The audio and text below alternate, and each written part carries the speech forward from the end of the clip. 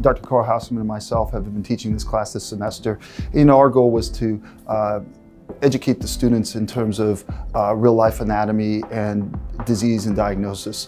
To be able to teach that to undergrads and to build their basis for that is only going to be immensely helpful as they move on, and be it either nursing or physician's assistant, or even the students that are going to go to medical school. So probably the biggest value that we bring to this class as clinicians is the fact that we're bringing the clinical experience along with the anatomic basics. But when I bring it to life and show how it's used every day in medicine, that is so important.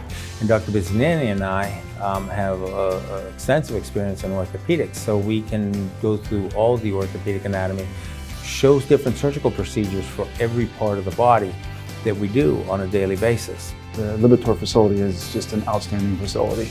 I mean, it's second to none. It simulates an operating room. People that have never been in the operating room may not appreciate that, but the surgeons and people, we come in, it's exactly like we see in the operating room. The facilities that we have, from just the lights to the operating room table to the ability to broadcast into the classroom, and the quality of the camera is outstanding. We've had an ears, nose, and throat specialist come in who went over the ears, nose, and throat. We actually had an anesthesiologist coming who's going to talk about airway and how to actually put a tube. These kids are going to learn how to intubate a human being, which is something you don't even learn until probably your third or fourth year of medical school. We have a neurosurgeon coming in who's going to teach them about brain anatomy, but clinically important. So they're actually not just getting the boring facts, but they're getting the exciting clinical aspect of it. And Dr. Bisignani and I both acknowledge our weaknesses in certain parts of the body. So we bring in specialists, and he has friends that are specialists, I have friends that are specialists. What better profession? You get to help people and get paid for it.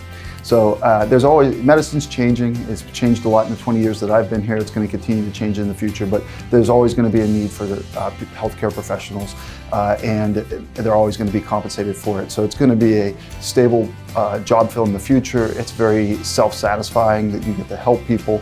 I can't do anything more but encourage them to fulfill it and keep following with their aspirations.